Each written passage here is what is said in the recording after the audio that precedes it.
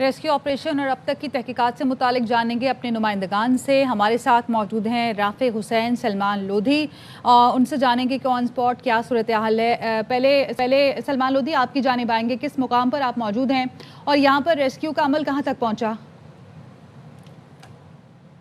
मैं जेना रोड पर रिम्पा प्लाजा के सामने मौजूद हूँ, जहाँ पर फायर ब्रिगेड की स्नारकल की जानिब से तो कूलिंग का अमल किया जा रहा है, लेकिन लेटेस्ट अपडेट ये है कि रिम्पा प्लाजा के अंदर ही से अब जो फायर एंड रेस्क्यू के रज़ाकार हैं वो पहली मंजिल में दाखिल हो गए हैं। वहाँ पर सर्चिंग का अमल शुरू कर लिया गया है। मस्जिद की सर्चिंग मुकम्मल कर ली गई है। जैसा कि कुछ लोगों की जानिब से दावा किया जा रहा था कि मस्जिद में काफ़ी बड़ी तादाद में लोग फंसे हुए थे, वहाँ की सर्चिंग की गई। वहाँ पर अब तक कोई इनको शहरी वहाँ पर जिंदा या उसकी लाश वहाँ पर नहीं मिली है। शाम के बाद से जो कोई ये कहा जाए कि रेस्क्यू एंड सर्च ऑपरेशन के दौरान कोई इनको कामयाबी हासिल नहीं हुई है। अब से कुछ देर कबल रिम्पा प्लाजा के अंदर की साइड से जो जहाँ पर मुकम्मल तौर पर आग बुझ गई थी, वहाँ से सीढ़ियों की मदद से अब पहली मंजिल के अंदर फायर एंड रेस्क्यू के रज़ाकार अंदर दाखिल हुए हैं। हुकाम ये कहते हैं बहुत एहतियात के साथ काम किया जा रहा है, क्योंकि अंदर का स्ट्रक्चर भी खासा मुतासर हुआ है। आतिशज़दी के मुतालिक बात की जाए तो एमेजेना रोड पर भी मेरे आप अकब के मनाजिर देख के अंदाज़ा कर सकते हैं। स्नारकल यहाँ पे मुसलसल काम कर रही है। कुछ देर के लिए काम रोक दिया जाता है, जैसे ही आग के शोले या धुआं उठता दिखाई देता है तो स्नारकल दोबारा एक्टिव हो जाती है। यहाँ पर हैवी मशीनरी भी यहाँ पे मंगवाई गई थी। मलबा उठाने की भी थोड़ी और कुछ वक्त के लिए काम किया गया, लेकिन अब उसको भी थोड़ा रोक दिया गया है। फायर ब्रिगेड हुकाम ये कहते हैं स्नारकल फ्रंट साइड पे तो मौजूद है। जैसे ही यहाँ पे इनकी जाने से आग बुझाने का अमल शुरू किया जाता है तो आग बुझ जाती है, लेकिन जो शोले हैं थोड़ी देर बाद दोबारा भड़क उठते हैं तो दोबारा उसको बुझाने का सिलसिला भी शुरू कर दिया जाता है। फ्रंट पर स्नारकल यहाँ पे मौजूद है, जो स्नारकल भी यहाँ पर मौजूद है। हमें अपडेट करें। सलमान, राफे भी हमारे साथ मौजूद है। राफे, आप बताइए, जो गाड़ियां छत पर मौजूद थी उन्हें उतार लिया गया, बेसमेंट तक रसाई हो सकी?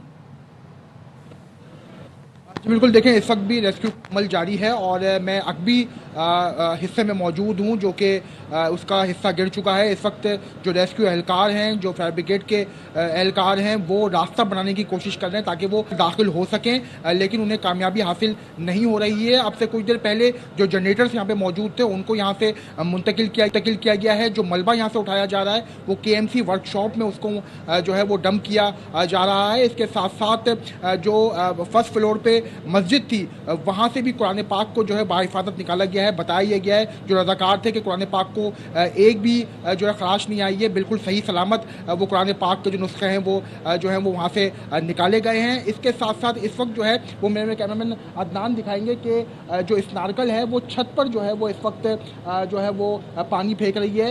इसका अंदाज़ा ये लगाया जा सकता है कि शायद छत पर जो है वो हीट बहुत ज़्यादा है। उस हीट को कम करने के लिए जो है वो आज छत पर भी जो है वो पानी का जो है छिड़काव शुरू हो गया है। तो अब देखना यह है कि क्या ऊपर आग मौजूद है या फिर उसकी हीट को कम किया जा रहा है, तो अब ये तो बाद में ही पता चलेगा। लेकिन आज पहली दफ़ा इन 3 दिनों में छत पर जो है वो पानी फेंकने का सिलसिला जो है वो शुरू हुआ है। इसके साथ साथ इस वक्त भी मशीनरी यहाँ पे मौजूद है, यहाँ पे डंपर्स मौजूद हैं, यहाँ पे हैवी मशीनरी मौजूद है जो कि जो मलबा है वो यहाँ से उठा रही है। जो CM सिंध ने तहकीकाती कमेटी बनाई थी उस कमेटी का इजलास भी आज होने जा रहा है। कमिश्नर कराची हसन नकवी की ज़ेर सदारत और IG आज़ाद खान भी शामिल होंगे।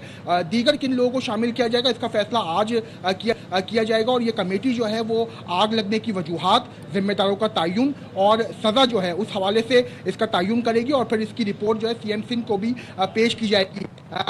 जो DC साउथ के ऑफिस में जो हेल्थ सेंटर बनाया गया, आपकी जानिब आएंगे, बताइएगा अब तक कितने लोगों का DNA हो चुका है और कितने लवाहकीन ने बताया है कि उनके लापता जो लोग हैं वो मिल गए हैं और कितनी लाशें यहाँ से निकाली जा चुकी हैं? देखिए, पहले रोज़ से जो लोगों की जानिब से जो लाशें निकली थी, 5 अफराद जो जाँ भाग हुए थे, सिर्फ उनकी शनाख्त मुमकिन हो सकी थी। उसके बाद 20 से ज़ायद जो आज लाशें निकाली गई हैं, सिर्फ उसमें से एक की शनाख्त हुई है। कोरंगी का रिहायशी था, कामरान के नाम से इसकी शनाख्त हुई थी क्योंकि उसकी जेब में उसका NIC रखा था। आज सुबह से जितनी लाशें निकाली गई हैं और गुज़िश्ता रात से निकाली गई थी, तमाम नाकाबिल शनाख्त थी, झुलसी हुई थी, जिस्मों के आज़ा निकाले गए थे। तमाम पुलिस हुकाम ये कहते हैं कि तमाम की शनाख्त अगर पॉसिबल हो सकती है तो सिर्फ DNA टेस्ट के ज़रिए हो सकती है। सिविल अस्पताल में आज कई अफराद के 5 से ज़ायद अफराद के अहले खाना की जानिब से DNA सैंपल्स जमा करा दिए गए हैं। जो अब तक 20 से ज़ायद लाशें निकाली गई हैं झुलसी हुई। अब जो डॉक्टर्स ये कहते हैं जब तक उनकी डीएनए सैंपल्स की रिपोर्ट नहीं आ जाती उस वक्त तक ये नहीं कहा जा सकता कि किसका प्यारा अब तक, किसकी लाश अभी तक निकाली गई है। मिसिंग्स के हवाले से बात की जाए तो 70 से ज़ायद अफराद की मिसिंग्स की रिपोर्ट डीसी ऑफिस में अब तक मुतासर अफराद और उनके अहल खाना की जानिब से जमा करा दी गई है। इसके अलावा पुलिस को ये शुबा है कि इससे ये तादाद बढ़ सकती है, क्योंकि कई गुल प्लाजा में ऐसे कई अफराद भी काम करते थे जो मजदूर थे, उनका कराची में कोई अपना या रिश्तेदार मौजूद नहीं था। अब तक जो लोगों ने मिसिंग रिपोर्ट जमा कराई है उनके करीबी रिश्तेदार, दोस्त अहबाब या पड़ोसियों और घर वालों ने जमा कराई है। तो मजदूर एक तबका हो सकता है जिसमें ये अभी तक उनके कोई घर वाले नहीं आए हैं। रेस्क्यू ऑपरेशन और तहकीकात का सिलसिला जारी है। सलमान लोधी, राफे हुसैन हमें अपडेट कर रहे थे। बहुत शुक्रिया आप दोनों का।